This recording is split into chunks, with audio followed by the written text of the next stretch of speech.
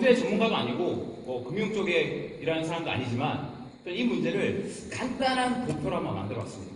지금 보시는 네모난 박스가 기업이라고 보면 기업은 매출을 많이 올려야죠. 그렇죠? 그리고 비용을 줄여야죠. 그래야지 그 매출과 비용의 차익이 영업이익이라서 그 회사가 잘 된다 그러면 영업이익이 증가한다는 거예요. 물론 다른 요소도 있겠지만 그러면 가정도 마찬가지인 것 같아요. 여기 보시면 가정이 있거든요. 만약에 여러분이 가장이시면 여러분이 수입을 버실 거고, 아니면 여러분이 자녀시라면 여러분 부모님이 수입을 만드시겠죠. 그렇다면 가정에서라면 우리 아버지가 수입이 많아지고, 그렇죠? 그 수입 돈만큼만 다 쓰면 안 되잖아요. 조금씩 아껴서 지출을 줄인다면 안정적인 가정 경제가 돌아가겠죠.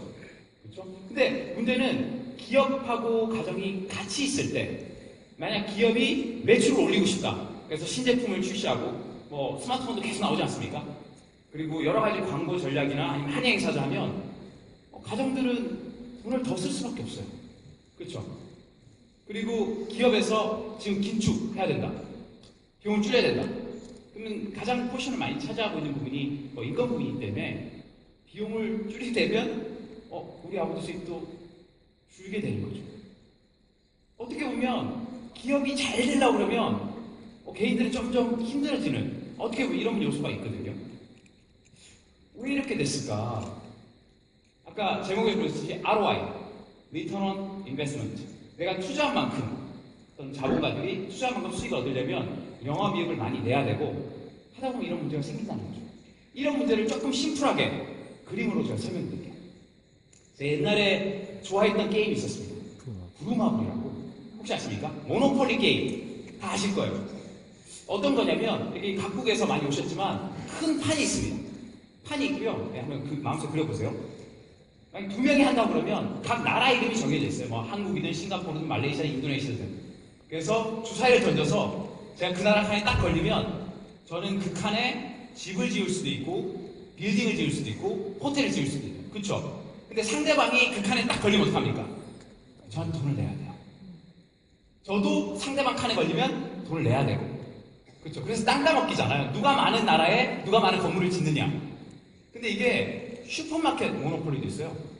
만약에 제가 어떤 슈퍼의 사장이고 여러분이 그 슈퍼의 사장이면 여러분이 저희 가게, 저희 슈퍼의 칸에 딱 걸리면 여러분 돈을 쓸 수밖에 없어요. 제가 여러분의 슈퍼에 가면 여러분 슈퍼에서 쓸 수밖에 없고.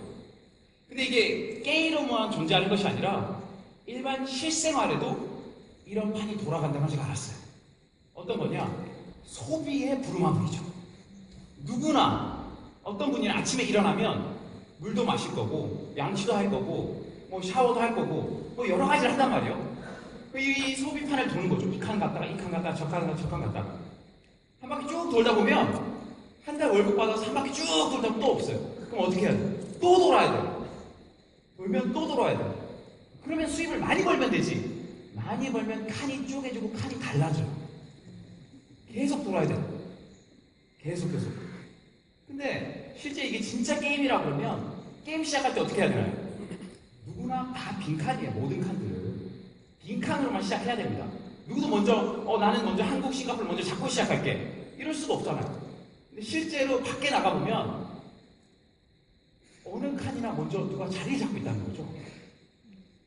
태어나기 이전부터, 태어나서부터 이 게임을 시키지 않아도 이 게임을 돌아야 되고 가면은 무조건 쓸 수밖에 없어요. 그냥 그 칸에 걸리면. 그쵸? 왜 이렇게 쓸 수밖에 없을까? 계속 비어 있어야 될 텐데. 과연 우리는 그러면 여기서 벗어날 수 없는 걸까? 그냥 그 구조를 한번 생각해 본 거죠. 보시면 만약에 공장에서 제품을 만드는 생산자가 있다고 봅시다. 이 생산자는 또 소비자가 필요하겠죠. 그래서 공장에서 한 200원 정도 들여서 제품을 만들었다 칩시다. 그러면 소비자한테 전달해야 되는데 소비자는 어떤 공장에서 어떤 제품을 만들지 몰라요. 그러면 공장에서 이 제품 만들었습니다 하고 광고를 하겠죠. 하지만 그것을 바로 누가 쓸지 모르니까 누가 쓸지 모른다는 거죠. 그래서 물건을 쓸 수 있는 곳으로 이동을 시키는 거죠. 그것이 옛날에 말했던 총판이나 도매나 소매점, 지금 슈퍼나 이런 곳에서, 편의점에서. 그러면 200원에 만들어진 제품이 결국에 소비자한테 얼마 오냐? 1,000원 얼마? 그러면 그러면 중간에 이 800원은 제품 품질하고 상관이 있는 거냐? 품질은 상관이 없는 거죠. 그럼 이 800원 누가 내는 거냐? 소비자가 내는 거죠, 그냥. 우리가 공장에서 바로 살 수 없으니까. 우리가 공장에서 직접 살 수 없으니까 점점 소비자들은 누가 어떻게 만드는지 관심 없어요. 어디서 사는지만 관심 있어요. 그래서 우리가 알고 있는 건 유통 채널, 다양한 유통 채널. 예를 들면 많은 대기업들이 중간 채널을 많이 없애고 대형마트를 만들었죠. 그럼 소비자들은 조금 싼 가격에 좀 더 많은 제품 구입할 수 있는 대형 할인마트로 가거나 아니면 젊은 사람들은 인터넷이나 TV 홈쇼핑 이쪽으로 많이 이동을 하게 되는 거죠. 결국 보면 제품을 만드는 사람이 있고 중간 채널이 있고 저는 소비자니까 아무 문제도 없어요. 아무 문제도 없지만 아무 기회도 없다는 거죠.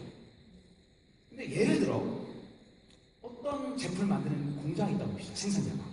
이 생산자도 소비자가 똑같이 필요해요. 근데 생각을 좀 해본 거죠. 이거 굳이 광고를 할 필요가 있을까? 이 제품을 내가 진짜 좋게 만들면 누가 써보고 누구한테 얘기하지 않을까? 굳이 이걸 여러 채널 쓸 필요가 있을까? 이걸 써보고 그 사람이 진짜 제품이 좋으면 다른 사람한테 전달하면 되지. 그런 생각을 할 수 있다는 거죠. 그렇다면 이 제품이 구전이 되게 하려면 제품을 좋게 만들자. 딴 거보다는. 딴 데 돈 쓴 거보다 제품을 좋게 만들자. 그래서 원가를 좀 더 들여서 만들었다 칩시다. 그리고 다른 채널하고 비슷한 가격. 그렇죠. 그러면 제품이 좋기 때문에 어떻게 보면 소비자는 좀 유리하게 쓸 수 있어요. 근데 누가 쓰는지 알아야 되기 때문에 여기는 그냥 불특정 다수란 게 아니라 회원제로 가보자. 회원제로 가고 혹시나 그 사람이 제품 써보고 마음에 안 들었다 치면 다 환불해주자. 그냥.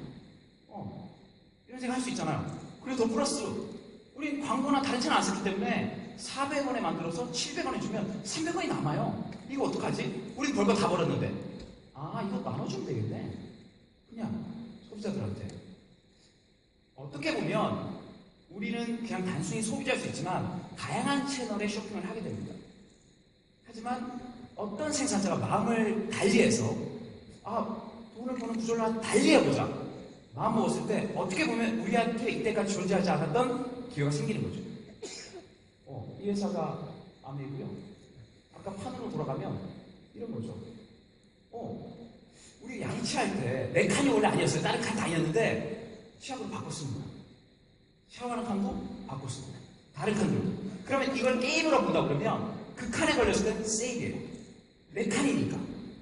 왜? 제품 쓰다가도 내가 뭔가 받을 수 있는 그게 있으니까. 공공이 생각하면 이 판은 우리만 돌고 있는 것이 아니라 우리 가족들, 우리 친척들, 우리 친구들이 지금 실시간으로 돌고 있다는 거죠. 제목이 ROI에서 ROC입니다. 좀 어려운 내용입니다. 하지만 실제로 어려운 내용이 아니에요. 이렇게 참여가 가능하다는 거죠. 기업들이. 하지만 단순히 소비자를 참여시키고 이렇게 보너스를 주기만 하면 이것이 성공할 것인가? 그렇지 않다는 거죠. 이 ROC 모델을 성공하기 위해서는 정말 중요한 조건들이 필요하다는 걸 제가 알았습니다. 이런 4가지 조건들이 필요한데요. 제가 하나하나씩 잠깐 설명드리도록 하겠습니다. 먼저는 이 플랜이 성공하려면 유니크한 제품들이 필요해요. 왜냐하면 이건 제품을 바꿔 쓰는 공동체이기 때문에 다른 유통 채널을 쓸 수 있는 그런 제품이라면 가격 경쟁이 생기기 때문에 싼 거 그런 생필품들 아마 이런 제품들은 보셨을 거예요. 집에서 세제라든지 치약이라든지 샴푸라든지 사람들이 아메이 얘기하면 치약 칫솔 샴푸라서 별로 대단하게 안 보지만 누구나 쓸 수 있는 아이템이기 때문에 이 모델이 성공한 거예요. 화장품도 있고요. 그 다음에 건강기능식품도 있고 직접 만드는 밭에서 직접 재배하고 그 씨앗까지 관리하는 제품이 있다는 거죠. 두 번째는 트루 파트너십입니다. 단순히 플랜으로 당신이 제품 써주니까 돈 드릴게요. 쉬울 것 같지만 그렇지 않다는 거죠. 이 ROC 모델을 성공하려면 이 기업은 우리 소비자한테 여러 가지 플랫폼을 같이 쉐어해야 됩니다. 인터넷 쇼핑몰이나 아니면 오프라인 매장이나 아니면 모바일 쇼핑몰이나 아니면 콜센터나 아니면 TV라든지 아니면 택배라든지 아니면 여러 가지 이벤트라든지 여러 홍보 활동이라든지 이런 것들을 무상으로 제공해야 된다는 거예요. 어떤 제한 조건도 없이. 그렇지 않다면 우리가 어떻게 할 수 있는 방법이 없거든요. 이런 환경을 만드는데 집중하는 것이 진짜 ROC라는 방향인 거죠. 세 번째, 페어 리워드 플랜이라고 제가 이렇게 얘기하면 그래 좋지, 제품도 좋지. 하지만 이런 부분 뭔가 클리어하지 않다. 뭔가 클리어하지 않다. 제가 예를 들어 잠깐 설명드리도록 하겠습니다. 제가 세 번 준비하면서 저는 제품 쓰는 거니까 제가 여기 큐레이터 송혜연 대표한테 알렸어요. 이런 제품 좋습니다, 대표님. 피곤하신데 좋아요. 그러니까 송 대표님이 보시고 어차피 집에 쓰는 거니까 바꿔보자. 그래서 주위 사람한테 알리셨어요. 송 대표 생각하시기에는 야 이거 누가 잘할까? 가장 말을 잘하는 사람이 잘할 것 같다 싶어서 이분한테 또 소개한 거예요. 근데 이분은 굉장히 바빠서 제품도 쓰지 못하고 그냥 여기 오신 누구한테 그냥 알려다 칩시다. 근데 여러분들은 어차피 쓰는 거니까 뭐 반품 된다니까 어차피 참수 이제 알려보자. 그러면 이 그림에서 과연 누가 수익이 제일 많을까요? 보너스를 받는다 그러면 누가? 저 얼굴 본질을 하니까 저 위에 있는 네가 그 생각 하시겠죠. 매출 한번 볼게요. 매출 저로부터 시작된 매출이 이렇게 됩니다. 제 매출은 160, 송희 대표는 150, 그 다음에 120, 120 이렇게. 근데 보너스는 어떻게 들어가냐? 실제로 이렇게 돼요. 저는 9,000원, 송희 대표는 12,000원, 그 다음에 김정학 교수님 웃고 계시면 빵원, 여러분 57,000원. 사람들이 모르는 거예요. 누굴 밑에 많이 있고 그런 개념이 아니라는 거죠. 이거는 순수하고 상관없이 내가 노력한 만큼 내가 소비에 따라서 차등하게 받는 그런 거죠. 왜 김 교수님은 왜 빵원이 됐을까? 밑에 큰 네트워크도 있는데 매출도 있는데 보시면 요 그림만 따로 빼시면 김창 교수님 매출은 120만이고요. 발생합니다. 매출이 있으니까 당연히 보너스 버전은 48,000원. 하지만 여기서 여러분의 구조를 빼줘야 돼요. 이건 여러분이 만든 거니까 빼주면 그냥 제로가 되는 거죠. 무임승차가 없습니다. 내가 노력한 만큼. 저는 가장 평등한 방법은 차등이라고 생각합니다. 그래서 사실 아메이 사업을 하면서 보너스 받는데 보너스는 다 틀려요. 그리고 내가 혼자 쓰는 것보다는 여러 사람들과 쉐어하는 것이 훨씬 더 크다는 거죠. 그래서 다른 사람들의 수익을 만드는 걸 도와줄수록 내 보너스 점점 커지는 구조로 되어 있는 거예요. 네 번째가 커뮤니티 파운드예요. 이게 중요한 부분인 것 같아요. 우리는 보통 사람들입니다. 하지만 같이 모여서 뭔가 의미 있는 일을 하고 싶은 사람들입니다. 그러니까 같이 모여서 공부도 하고 같이 파티도 즐겨요. 밖에 나가시면 XSN 드링크가 있는데 저희들 클럽을 통째로 빌려서 파티를 하는 거예요. 소리가 더 컸으면 좋겠네요. 이거 정말 좋아하는 그냥 클럽에서 노는 젊은 친구들이 아니라요. 그냥 소비자들 같이 노는 거죠. 그리고 저는 사업을 같이 하는 분들하고 철인삼 정도 됐어요. 제가 소화비만 출신이에요. 오래 뛰질 못합니다.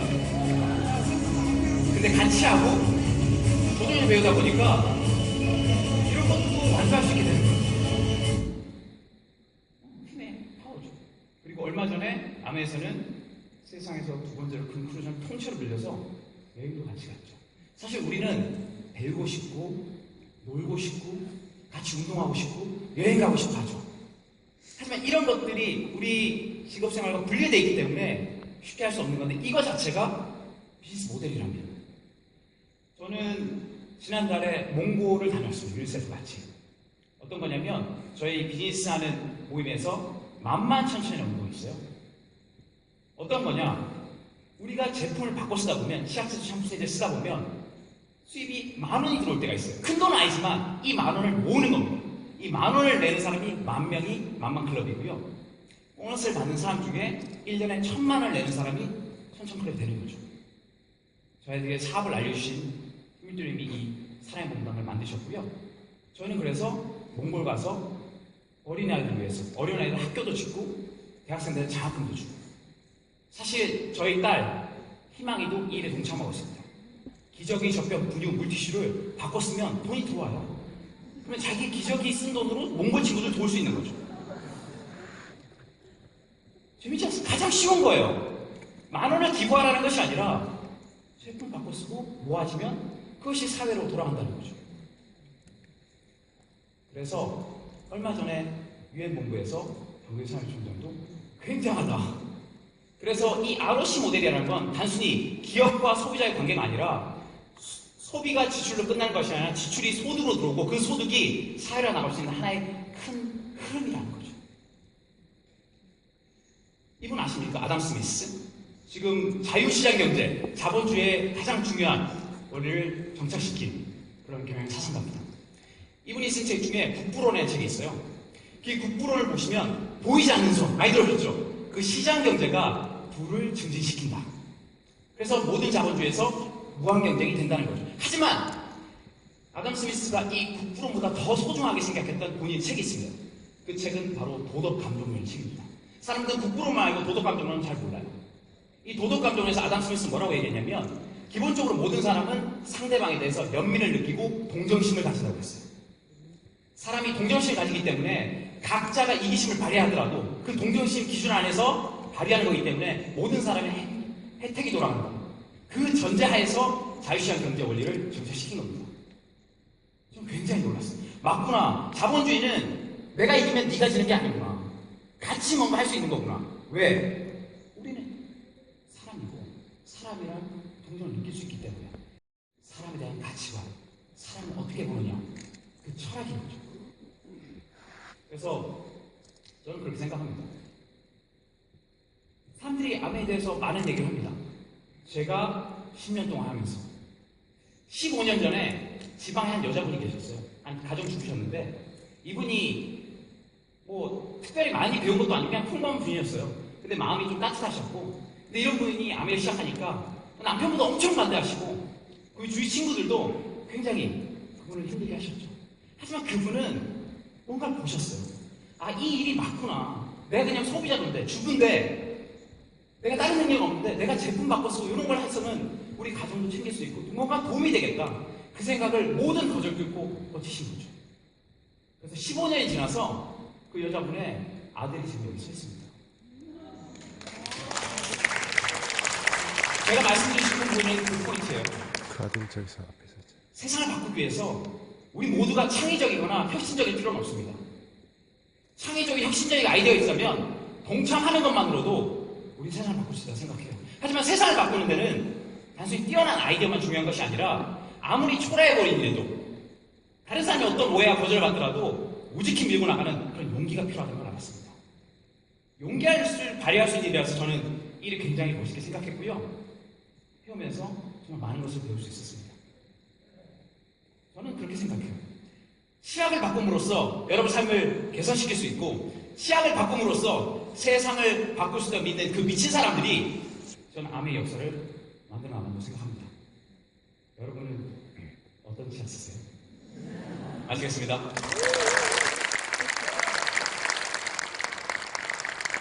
네, 우리 김민기님께 여러분 다시 한번 큰 박수 부탁드리겠습니다. 와.